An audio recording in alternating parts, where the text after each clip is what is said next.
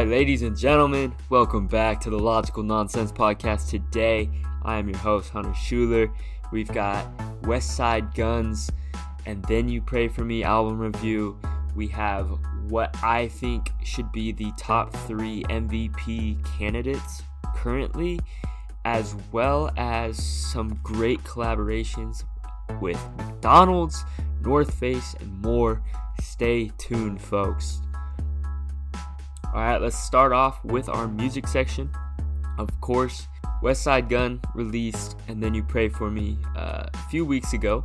I wasn't able to get to it. I was too busy reviewing Set It Off by Offset, and I wanted to give this one time because a lot of times, at least for me, Westside Gunn's projects and just in general have a lot of content to them. So, of course, I wanted to really make sure that I had this one well reviewed and my thoughts gathered before I really just hop on here and give a quick review. So let's hop into it. First, I'd just like to disclaim, Westside Gunn is not for everyone. This style of rap is really kind of a subgenre in my opinion.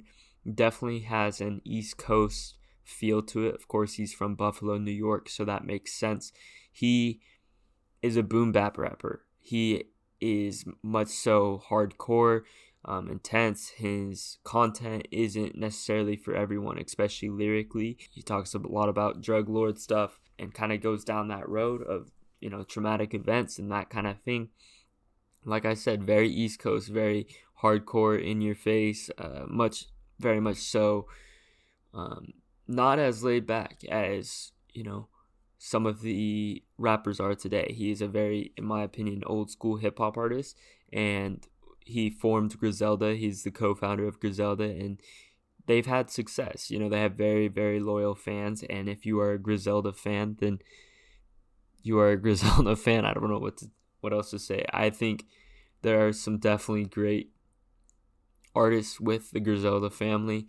I think Westside Gunn, in my opinion, he's not always my liking. I think he has some great projects as well as some great songs, but he's definitely not somebody that I go to if I, just want to relax, or he's not an everyday playlist person for me. However, I think his projects are very intriguing, very interesting to listen to, and this is why I wanted to review this album. I think the amount of effort he puts into his projects can't be undersold. We're used to seeing him have 2 projects a year. This is the first one this year. In the past, we've seen that one of his projects definitely outdoes the other one.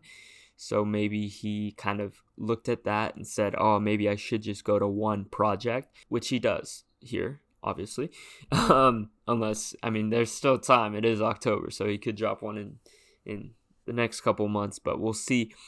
This was a sequel to, I can't remember the exact name, something about praying for Paris, but let's hop into it. I think personally, very, very good mood setter with the first song, Fly God did.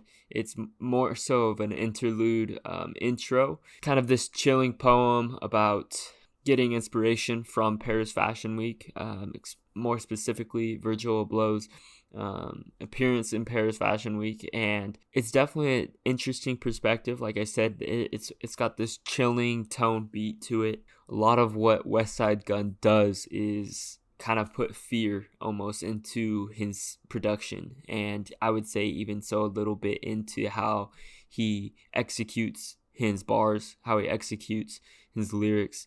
He's definitely a hard hitter, and he is consistent in that, I would say, for the most part. We'll get into that a little bit, but going into I'm not going to go over every track. This is a 21 song album. I like to go over every track when I feel like it's necessary. This one, I don't think it's necessary. There's a lot of chaos within this one, which I think is the beauty of Westside Gunn.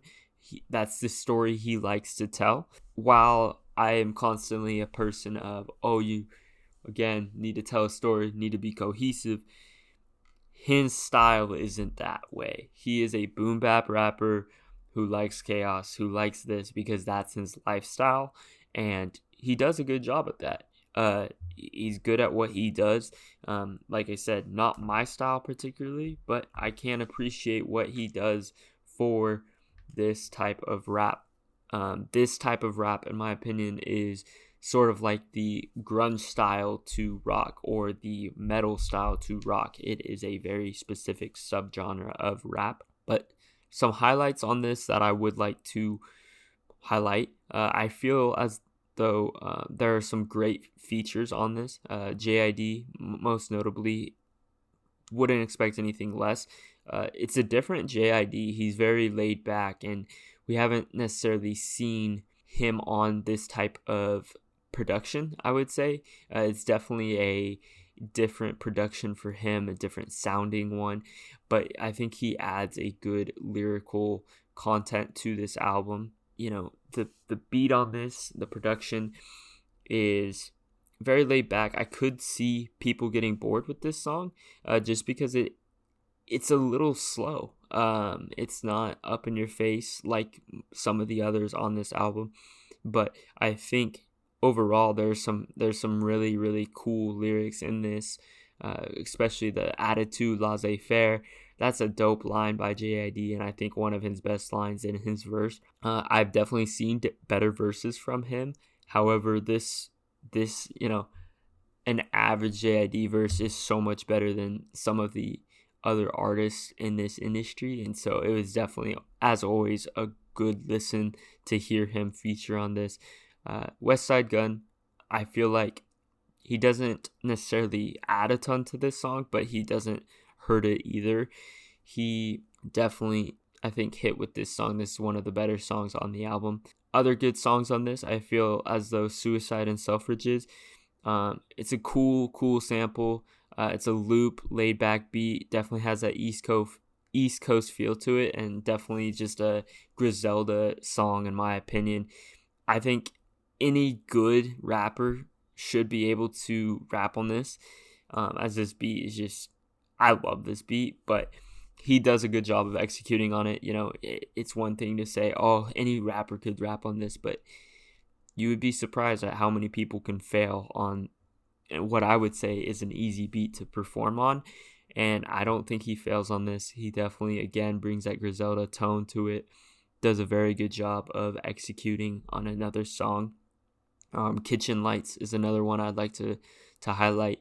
I don't think it's fits within this album. I think this album, like I said, has a very it fits the album cover really well, which is interesting because sometimes the album cover has nothing to do with the song, but the whole Renaissance old school kind of feeling kind of gives this almost frightening feel, like it's fearful kind of old school poetic feeling, I guess, in a sense. Kitchen Lights does not fit within the rest of this album, I feel like, but I do enjoy it. I think the production has this nostalgic beat to it, with the old piano and the old violins, but his auto-tuney singing could get annoying to some. I enjoyed the diversity. I think it was good. I just don't know if it belongs in this album and what he was trying to achieve here. I wasn't a fan of the Rick Ross song. Some might be. I think Rick Ross, as well as some of the other features such as Jeezy, fits in this album. They are great trap artists. I think they fit on this boom beat scale very nicely with it kind of nicely provide an asset to Westside Gunn's voice and how he sounds. There's also a lot of features from DJ Drama, and I feel like he fits very well within this album too. His very hard, harsh voice, kind of raw voice, fits in well within this album. House of Glory, more of an upbeat, old school beat, but there's a lot of good rapping and melodies. I enjoyed this listen. I think it's actually still fits within this realm. It is a little different than some of the boom bap hardcore rapping. I found it that style to be repetitive at times, not always, but repetitive at times. So I think that was a good one to place into this album. I also feel as though Ty Dolla $ign's feature was pretty solid. Jalen Rose was another good song, fitting into that boom bat with Boldy James. Some of the misses on this album I would like to get to. Disgusting, I thought, was not a good song. There's quite actually some annoying flows on it, and Gigs, UK rapper feature, just didn't add anything to me. I felt as though this one was definitely a skip, and definitely a miss on this album. Could have definitely not been on this album. 1989, this down-pitched verse by Westside Gunn, again, kind of annoying. And I also feel as though it was unnecessary. It feels like an experimentation that failed once again. I'm not sure this needs to be on the album. It doesn't help it. And the fact that this song is 4 minutes long, unnecessary once again. Costas, I think, yes, it's a well-executed song by Griselda. I think Benny the Butcher provides a great verse. It just seems a little elongated, and I would say my biggest complaint with some of these songs is how elongated some of these songs are, such as JD Wrist. The fact that that song is 6 minutes long is ridiculous. There's no reason for it to be. Trapaholics has a feature on it, and I think he provides some extra content to it, some excitement to the album. However, I don't know if it needs to be 6 minutes long, as I felt unengaged after listening to this. I also feel as though Denzel Curry, I was a little surprised. I wasn't super impressed by his verse. It's definitely an older sounding Denzel Curry, and some may like that. I wasn't a huge fan within this production that he was put on. But overall, I think this album is great if you are into this sort of rap. I think it fits well into this genre. It's very chaotic, which Griselda fans may love, but the chaos wasn't for me. I felt there was some overpowering production at times. Other times, I thought the production was amazing in this, and I thought it was actually quite genius, considering what Westside Gunn is and how Westside Gunn executed within this album. I felt as though it was amazing. There are some great songs on this, but I feel as though this album definitely is another one that could have been fine-tuned a little bit and cut down. 21 songs, unnecessary. 6-minute songs, unnecessary. Overall, it's a good album. It's a great Griselda album. I feel as though this is one of the most intriguing soundscapes of the year from an album standpoint, just because of the diversity in samples as well as production throughout. As before mentioned, definitely a certain style to the production. Like there's no denying that, and that could get old. That could get repetitive for some. I found it intriguing. Lyrically, there are some better songs and there are some not so great songs. I like when he can break down some of his traumatic experiences and kind of go deep into that realm, such as he did in Kitchen Lights. I would like to see, more of that storytelling, because I think he did a good job at it, and I think that's something he could get into. But overall, I would have to rate this album probably, I'll just go 7 here. I think it's a little better than Offset's album. Actually, I'm going to go 7-2 here, especially because of how good of production this had. It was a solid album overall, and definitely something worth listening to if you're into this type of boom bat scene. Moving into our sports section, quickly want to go over the Phillies Diamondbacks series is tied. Phillies, they came off hot, won first 2 games, and it was looking like they might, sweep possibly even this team, but that obviously quickly deteriorated with game 3 and game 4 in Arizona. Yesterday, the Phillies should have won. It's kind of sad that they lost, because they really were the better team throughout most of the game. The bullpen couldn't hold up. They held up for most of the game. There was many times that bases were loaded, and at the end, they just couldn't do it. Looking at the 8th inning, they fell apart and the Phillies weren't able to come back. Paul Sewald really shut it out for them. And, good for the Diamondbacks timing it up. I think I said Phillies in 6. That's very doable. They go back to the Garden. The Phillies and Phillies fans shouldn't be disappointed. This Diamondbacks team is frisky.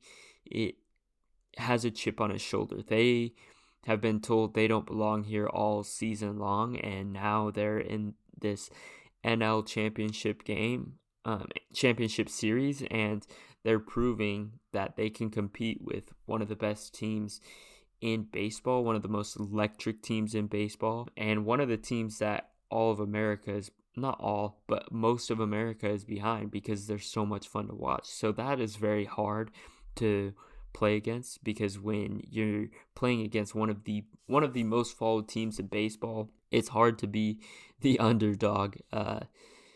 So I gotta give credit to the Diamondbacks. They're fighting, they're being frisky, and their bullpen's hanging in there.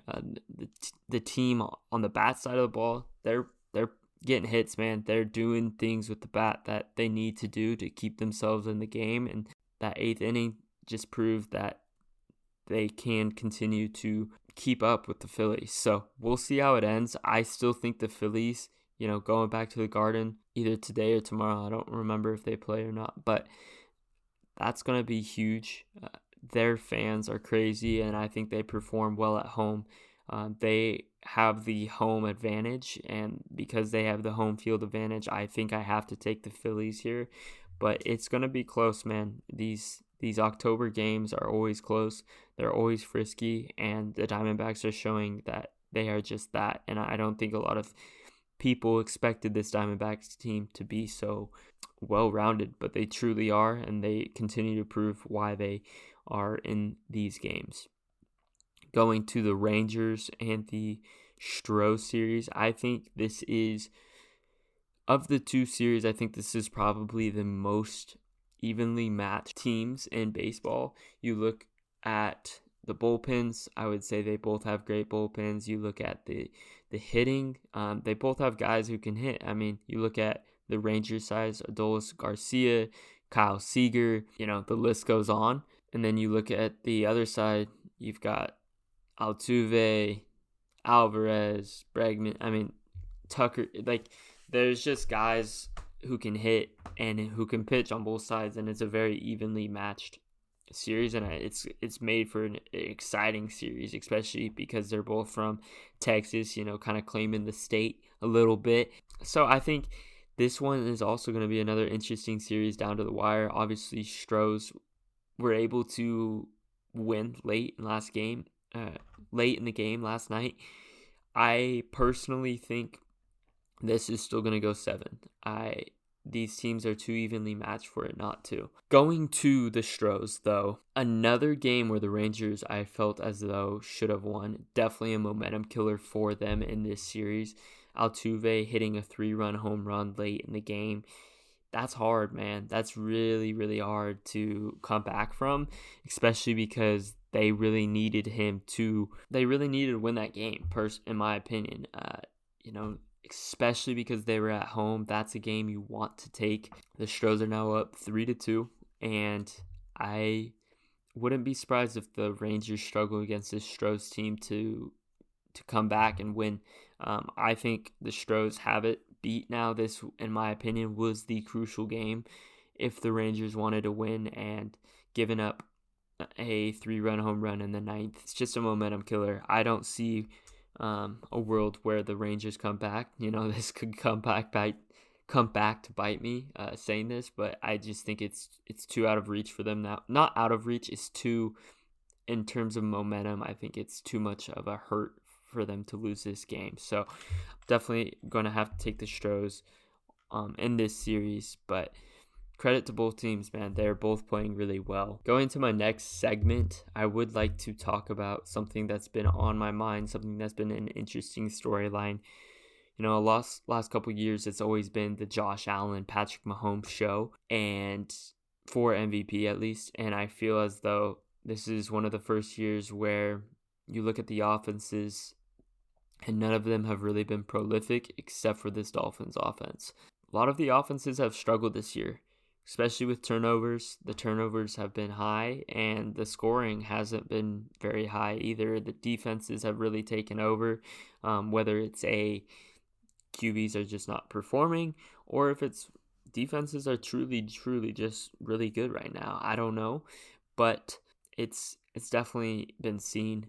There's MVP odds. I think there's definitely 3 considerations, at least the 3 that I think should be considered. The first one is Tua. I think that one's on everyone's mind. This man has done great things. He leads the league in yards.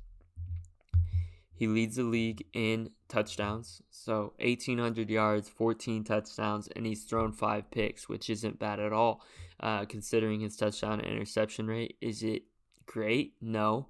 The turnovers aren't great, but it's not bad by any means.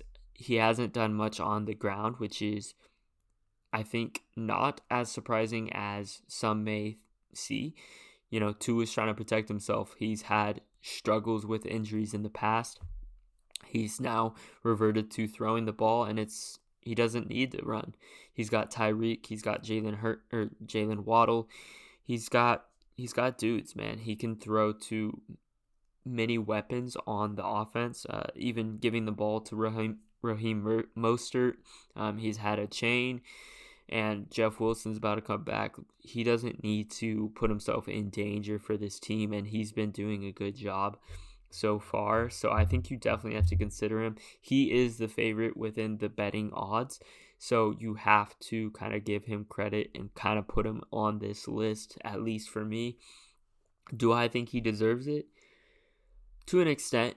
I think people don't give Tua as much credit as he should. A lot of people, are only giving credit to Tyreek, Jalen, and Raheem Mostert. You need to remember what this team looked like when Skylar Thompson came in. It was not the same team. This team was not able to perform. Sure, they almost won a playoff game, but they didn't, is the period. Do I think they win that game if Tua is in? Most definitely. Tua is by far a better quarterback than a lot of people, I think, believe. I'm saying this as he is the favorite for the MVP, but I don't know if he does get talked about enough. He has played extremely well this year, and he continues to perform for this Dolphins team. There's been a lot of doubters, and personally, my biggest doubts have just been with his injuries. I knew the kid could play. I knew the kid had talent. I've always been concerned with his injuries. I didn't know what was going to happen with his injuries, if he could sustain health, because we haven't been able to see that really. So if he continues to stay healthy, I don't see a reason why he won't win the MVP, especially because he is so high in the, I think, analysts' eyes as well as fans' eyes. So wouldn't surprise me if he won, and that's why he's, I think, the first person that I think needs to be talked about when talking about the MVP. It also helps that they really only look at the quarterbacks for the MVP award. My second one that I think needs to be talked about more, Jared Goff. Yes, Jared Goff's 6th in passing yards, but he's also 5th in touchdowns, and he's only thrown 3 interceptions. So he's not only top 5 quarterback in yards and touchdowns, but he's also not turning the ball over, which is huge. On top of that, his team's winning. Yes, the Kirk Cousins of the world, the Matthew Staffords of the world, they're doing, they're throwing the ball around. They're 2nd and 3rd in passing yards, and you look at Kirk Cousins, he's tied for 1st in touchdowns. Why isn't he being considered? His team's not winning. In my opinion, for you to be valuable, you need to get your team's wins. You can't just put stats up. If stats don't mean anything if you're losing, in my opinion. I could throw for a 400 yard game's impressive regardless, but I could throw for 300 yards and 2 touchdowns. Wow, that's a great game. Did you win? No. So then, why wasn't it? I don't know. I feel like they're definitely, the winning factor has to be put into consideration, because obviously you're not as valuable as a Tua Tagovailoa. He is backing his stats with wins. His stats are valuable because he's bringing wins to his team. Kirk Cousins, yes. Do I think he's a good quarterback? Yes. Do I think what he's done with this offense is good? Yes. But somebody like Justin Jefferson goes down and all of a sudden he has what I would say not a great game, doesn't make me think he's as valuable as I did before. So definitely something to be consideration. He hasn't won a lot of games to back up his stats. And I think that is an important factor in this. Obviously, there's more factors than that. If the defense was losing you every single game, sure. But to a point, some of the best quarterbacks, you look at Tua putting up great stats. They're 5-1. 5-1. You look at Trevor Lawrence, who is top 10 in the league. They're now 5-2. Jared Goff, 5-1. Patrick Mahomes. They all of the great quarterbacks who have good stats, they are backing it up with wins as well. And there are a few outliers, like I said, Kirk Cousins, Matthew Stafford. Matthew Stafford's, I think, personally a different situation just because he is such a gunslinger in a very high passing offense, such as Kirk Cousins is. So it's a little skewed, but not as skewed as you think. The other impressive part about Tua is he has a 71% completion rating, which is crazy. All of these stats he's had, 197 attempts. Is it a little padded? I would say a little bit, just because of the yak, but it's definitely still impressive what he's been doing. So Jared Goff is my second one because of the amount of turnovers he has not given up. It's quite impressive, to be honest, and his team is successful for it. He should be talked about more. His team's doing well. Last I looked at the betting odds, he was 8th in the MVP race, which I think is kind of criminal, actually, because if he continues to keep this up, he at least needs to be top 3 conversation because of not only what he's doing on the field, but again, another guy who's backing up what he's done. He's top 5 in yards. He's top 5 in touchdowns and top 5 in picks, in allowing picks. And I think it, like I said, can't be undersold what he's doing over there. His completion percentage is a 69.5. He's getting the ball to receivers. And the thing I think that's impressive about Jared Goff, and extremely impressive in my opinion, his best target, Amon-Ra St. Brown, which some people may consider a top receiver. I don't think he's there yet. I think he's a good receiver. I don't think he's an elite receiver. I think you look at Tua, he's got Tyreek Hill and Jalen Waddle. You look at Jared Goff, Amon-Ra St. Brown, Craig Reynolds, Marvin Jones. None of these guys are elite receivers, a top 5 receiver in my opinion, or top 5 in their position. Even a guy like Patrick Mahomes, he has a top 5 tight end, top 1 tight end. He is the best tight end in the league. You look at Josh Allen, he has Stephon Diggs, top 5 receiver. Jared Goff doesn't have a top 5 player to throw to, and that's what's impressive about what he's doing. He's able to continue to have excellence with the ball without the weapons that some of these other guys who are putting up stats, who are in the MVP race, have.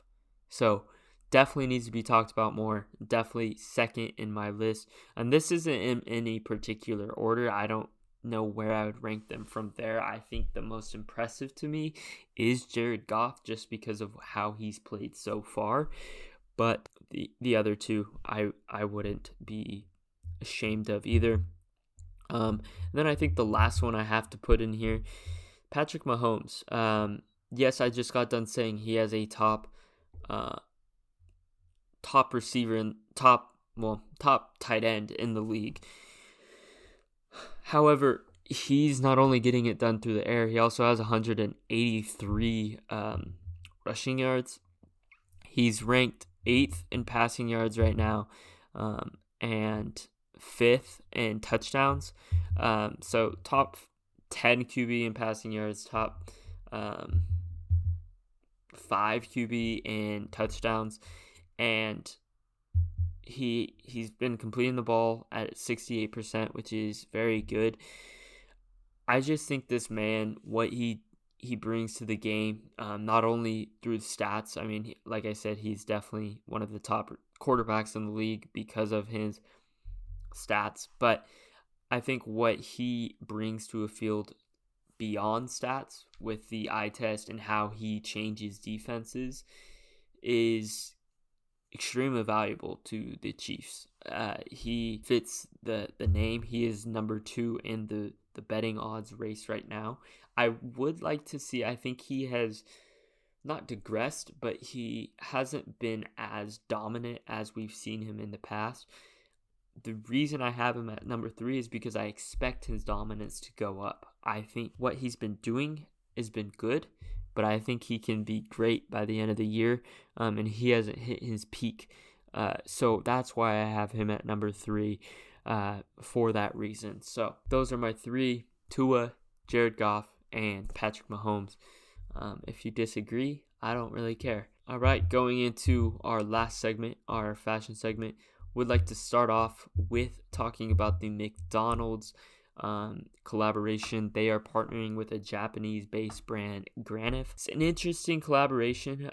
As I've mentioned before, I think McDonald's has really seen success through their collaborations with Travis Scott. I'm not sure how well their collaboration with Palace did, but obviously, if they're continuing to do collaborations, it does well for them. These merch collections are definitely interesting as well. This Japanese brand one will be interesting, especially because looking at the kind of retro style of t-shirts and merch they did, I think it could fit very well within the Japanese streetwear vibe. The jumpsuits, the Sherpa jacket zip up that they have is great. And then I also think they did a good job with incorporating some of their characters. Japanese culture very much so into anime, and I would say I'm not going to call that McDonald's characters anime, but they're definitely cartoon characters that I think will fit very well within the genre of clothing that the Japanese consumer enjoys. That's obvious. Japanese streetwear consumer, excuse me. Retro looking, old school looking with, characters and bringing in. I personally wouldn't buy any of this, but I also wouldn't ever buy McDonald's merched clothing. So definitely an interesting collaboration, but I think it's like always, I think a smart move by them, especially an international collaboration, which is interesting because Palace was another international collection that they did, and I think it shows us how big McDonald's is, not only in the U.S. but also worldwide. So interesting collaboration for sure. And then my other collaboration I want to talk about is with North Face. North Face is partnering with Undercover.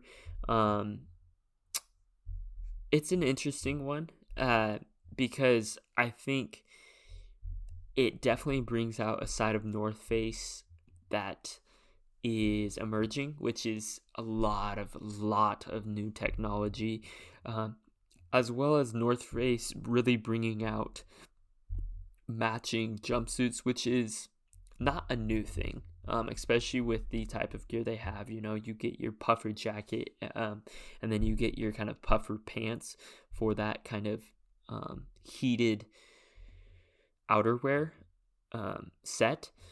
But it's interesting because of how expensive these price points are. Obviously, they don't have price points for me now, but I just, you can tell when something's going to be expensive, and especially with the collaboration, we're probably talking within the $500, $250 and up range for each product. So looking at that, I do wonder, how well some of these products, especially like this brown and blue one, will do. Yes, they're both neutral colors. However, they can be sometimes hard to match with other things. So we'll see how it does. I am personally a fan of this collaboration. I think it brings a very different light to North Face. It brings out some of their best technologies. They've come out very futuristic vibe to North Face, which is a cool direction. They're bringing out some of their best technology, as I've mentioned, with the 50-50 mountain jacket, 50-50 down pant, the Future Fleece Crew.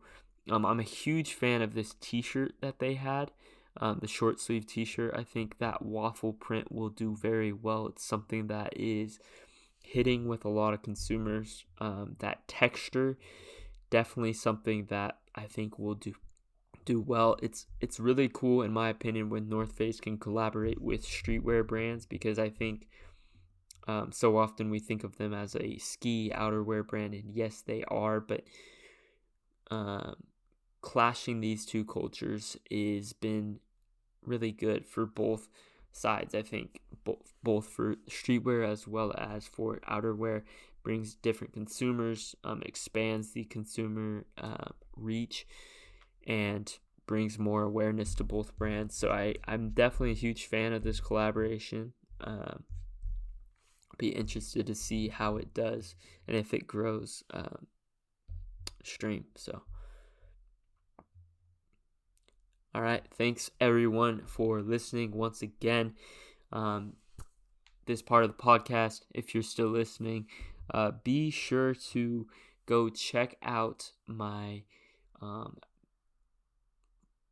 recommended bets of the week on signupexpert.com/logic. If you use my code, you will get offerings to deposit matches all the time. And if you live in an area where you don't have a specific sports book, or maybe sports betting isn't legal yet in your state, such as Washington, I know I have a lot of Washington listeners, you can just sign up using your email to get notified when sportsbooks do get on my site, and you will get notified. It's super, super easy.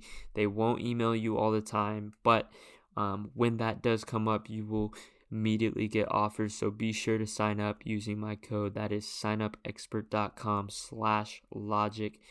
All right, everyone. Thank you for listening. I appreciate it as always. And